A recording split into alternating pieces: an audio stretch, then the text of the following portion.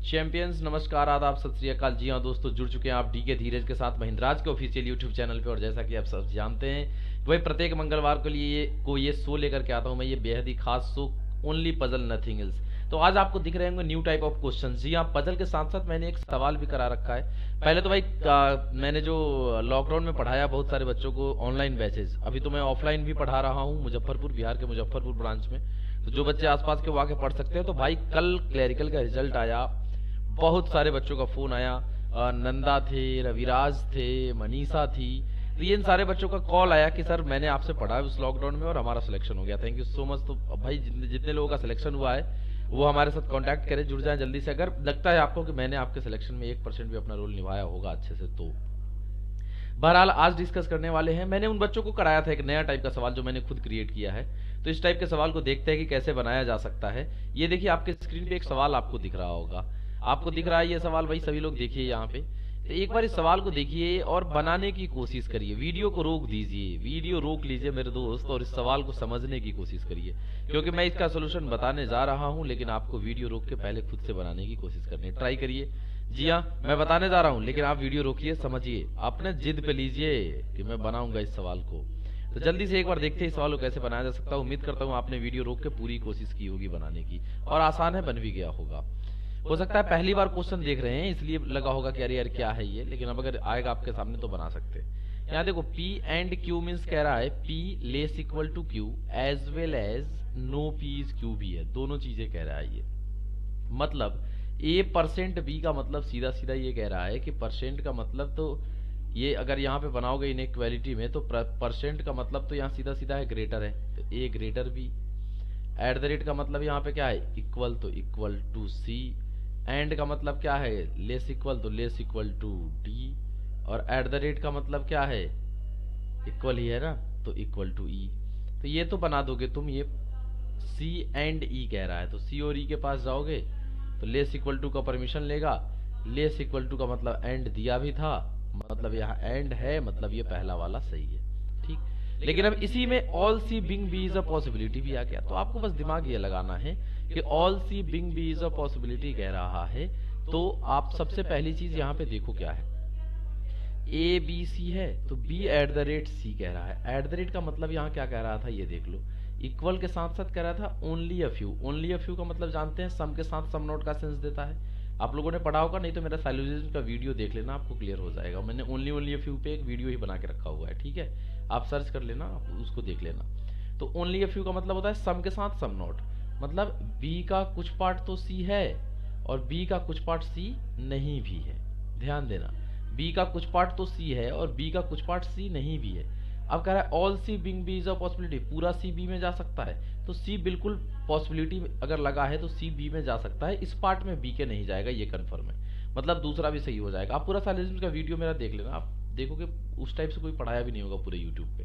तो ये हो गया आपका। तो यहाँ तक आप सभी लोगों का उम्मीद करता हूँ कि क्लियर हो गया होगा। तो इस टाइप के सवाल को कैसे बनाना है ये मैंने क्रिएट किया था एक सवाल, तो मैंने सोचा आप लोग के साथ शेयर कर दूं। अब आता है जल्दी से पजल पे, कि पजल का सवाल आए तो आप कैसे बना सकते हो पजल का सवाल। ये देखो, आप इस टाइप के सवाल को देख रहे होंगे। अब देखो इसमें कभी कभी यहाँ तो आप देख रहे हैं कि 9% married 3 different months, January April and August 3 different dates 7। अब देखो जनवरी अप्रैल और अगस्त में अलग अलग डेट्स में, ऐसे ही कभी कभी फ्लोर दे देता है कि 1 फ्लोर 2 फ्लोर 3 फ्लोर 4 फ्लोर, हर फ्लोर हर फ्लैट में, हर फ्लोर पे 2-2 फ्लैट है। हर फ्लोर पे कितने फ्लैट है, 2-2 फ्लैट है। ऐसे ही ये भी सवाल है कि 3 जो है हमारे पास क्या है भाई, 3 हमारे पास मंथ है। तो यहाँ पे आप इस सवाल से फ्लोर और फ्लैट वाले सवाल को भी आप रिलेट करके सीख सकते हो। जैसे यहाँ पे हमारा क्या था भाई, सबसे पहला महीना जनवरी था, जनवरी के बाद क्या था, अप्रैल था, और अप्रैल के बाद क्या था मेरे भाई, अगस्त था।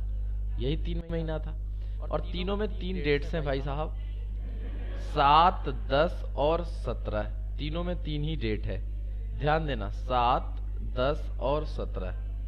क्लियर है मेरे दोस्त, 7, 10 और 17 3 डेट्स है। मतलब आप ये मान सकते हो 3 फ्लोर है और उस पे 3 फ्लैट्स हैं अलग अलग। तो अब देखो यहाँ से अगर आप करोगे तो ये एक बन जाएगा 7, फिर आ जाएगा 10, फिर आ जाएगा 17, ये जनवरी खत्म। फिर अप्रैल का 7, अप्रैल का 10 तारीख और अप्रैल का 17 तारीख, ये भी खत्म। अप्रैल का 7, फॉर्मेट सीखना कैसे बनाना है आपको। 10 और ये 17 खत्म। ठीक है भाई, जनवरी अप्रैल और अगस्त, ये फॉर्मेट बन गया हमारे पास। अब क्या कह रहा है, ठीक है, यहां से क्लू स्टार्ट हो रहा है। E is getting married on 10th of April. E 10th of April को मैरिड होता है ई का, तो यहाँ पे हम बैठा सकते हैं कि ई भाई 10th ऑफ अप्रैल को जा रहा है। आगे, F is getting married after A. F is getting married after A का मतलब क्या है कि एफ की शादी ए के बाद होती है, तो ए के बाद एफ की शादी होगी, ये क्लियर है। लेकिन इमीडिएट नहीं कहा है, मतलब ये कहीं भी जा सकता है। ठीक है, F is getting married after A, कह रहा है as many person are getting married before D. D के पहले जितने लोगों की शादी होगी, is same as after H, और एच के बाद उतने ही लोगों की शादी होनी चाहिए। ये कॉमन, ये भाई दिमाग में रखे रहना। ठीक है, फिर क्या कह रहा है कि 2 persons are getting married between E and G. तो यहां से आप क्लियर कर सकते हो कि ई और जी के बीच 2 लोग हैं, तो एक केस में जी यहां जाएगा ऊपर, अगर मानोगे 1 2। एक और केस आपका बनेगा कि ई तो यहाँ क्लियर है, ठीक है, ई और जी के बीच 2 लोग, तो 1 2, जी यहाँ भी जा सकता है नीचे। ये 2 केस हो गए भाई। ठीक है, आगे आगे कह रहा है as many persons are getting married before G is same as after C. G के ऊपर जितने लोग जाएंगे, जी के ऊपर as many person are getting married before G, G से पहले जितने लोगों की शादी हुई है, यहाँ जी से पहले 1 लोगों की शादी हुई है, तो सी के बाद भी 1 लोगों की शादी, सी यहाँ जाएगी। यहाँ जी के पहले भाई 7 लोगों की शादी हुई है, देख रहे हो, 7 लोगों की शादी हुई है, मतलब सी के बाद भी 7 लोगों की शादी होगी। ये तो कंफर्म है भाई, ये तो क्लियर है ना। तो सी यहाँ के अकॉर्डिंग यहाँ चला जाएगा। देख लो भाई, क्लियर है यहाँ तक सभी लोगों का, कोई दिक्कत कोई परेशानी नहीं होनी चाहिए। आगे, G and B are getting married on the same month. G और बी सेम मंथ में जाएंगे। अब देखो, जी और बी अगर सेम मंथ में जाएंगे तो यहां से देखोगे तो या तो जनवरी में ही बी जाएगा कहीं ना कहीं, पहले वाले केस में जी और बी सेम मंथ। दूसरे वाले केस में देखोगे तो बी हमें लग रहा है कहीं ना कहीं किस में जाएगा, अगस्त में चला जाएगा। 2 केस लग रहे हैं। आगे A is getting married on the odd date but on a month which does not have 31 days. मतलब ए की शादी ऑड डेट में तो हो रही है, लेकिन 31 दिन वाले महीने में नहीं। तो जनवरी में 31 दिन होता है, अगस्त में 31 दिन होता है। मतलब ए की शादी कंफर्म है, या तो 7 को होगी नहीं तो 17 को होगी। यहाँ से ए की भी शादी यहाँ भी वही होगी, या तो 7 को होगी नहीं तो 17 को होगी ए की शादी, ये तो कंफर्म है। अब आगे देखो क्या है, आगे क्या है, which does no person is getting married between A and B, और ए और बी के बीच में किसी का मैरिज नहीं हो रहा है, मतलब ए और बी लगातार जाएंगे। यहाँ अगर ए को मानोगे तो एक केस यहाँ आ जाएगा कि बी ऊपर जा सकता है, ठीक है, और अगर यहाँ ए को मानोगे तो बी यहाँ भी जा सकता है। लेकिन यहाँ अगर ए को मानो तो ए और बी क्या कह रहा है, एक बार ठीक से पढ़ लो। No person is getting married between A and B, ठीक है। F is not getting married on date on which B is getting married. अच्छा, तो यहाँ से 2 केस हमारे पास बन रहे हैं, 2 ही केस तो बन रहे हैं, ठीक है। यहाँ भी जा सकता है, और बी, अच्छा जनवरी में बी जा सकता था, हाँ ये क्लियर है कि बी यहाँ के अकॉर्डिंग जनवरी में जा सकता था, तो बी यहीं जाएगा। क्योंकि बी देखो यहाँ पे एक केस क्लियर किया था बी के लिए, ये हम लोग भूल रहे थे कि G and B are getting married on same month, तो ए और बी के बीच कोई नहीं है, तो सेम मंथ इसके अकॉर्डिंग बी इसमें जाएगा। ए और बी ये सेट हो गया, मतलब यहाँ पे ए जाने वाला नहीं है। क्लियर है भाई, क्योंकि बी क्लियर था यहाँ के अकॉर्डिंग जनवरी में जाता और यहाँ के अकॉर्डिंग बी अगस्त में जाता।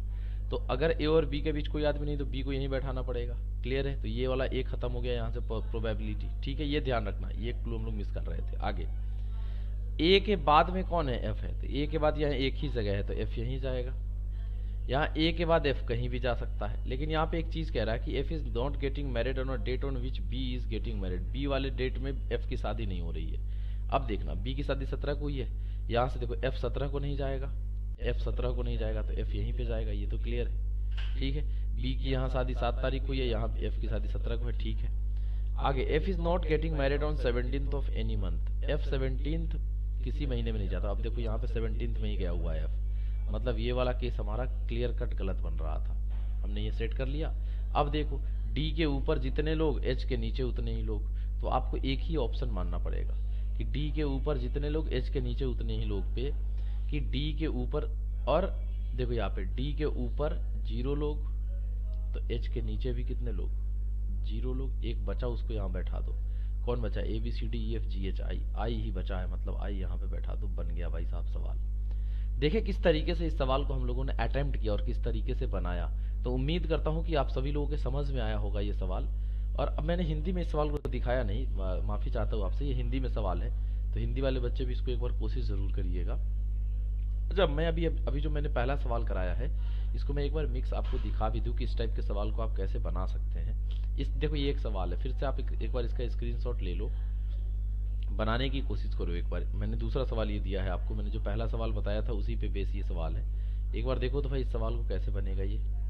देखो यहाँ पे जब इस सवाल को बनाने जाओगे तो सी, यहाँ देखो एक तो इनइक्वालिटी का है, सी और एफ के बीच जाना है आपको। तो एट द रेट का मतलब क्या है, आप ये जानते हो, बॉक्स भी जानते हो अगर मुझसे पढ़े हो तो। एट द रेट का मतलब क्या होता है? इक्वल है तो यहाँ पे इक्वल बैठाएंगे। हैच का मतलब क्या है भाई? लेस देन, तो लेस देन को हम यहाँ बैठाते, हैच हो गया। और उसके बाद क्या है भाई? एंड का मतलब क्या है?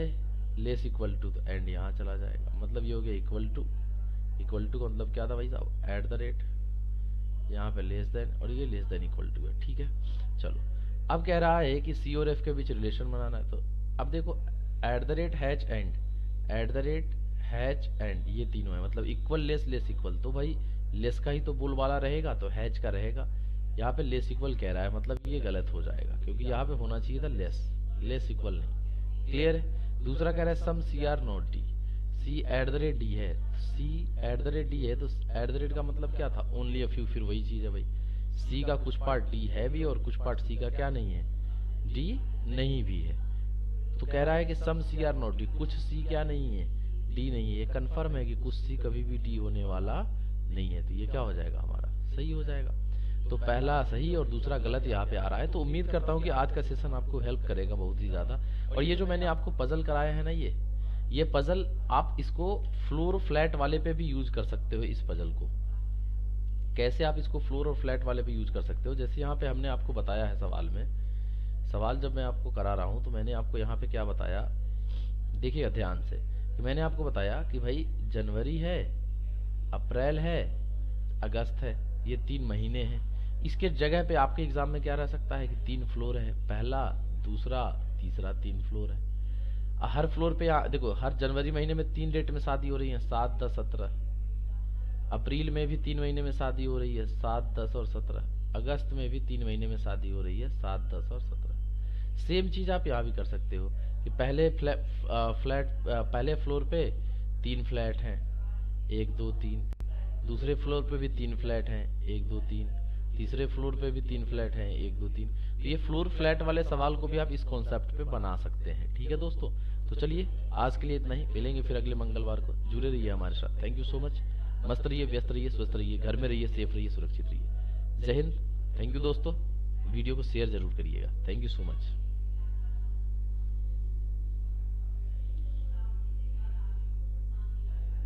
एक बार मैं आपको केवल ये ब्रीफ कर दूं, आज मैंने एक शायरी भी आप लोगों के लिए लेके लाई है।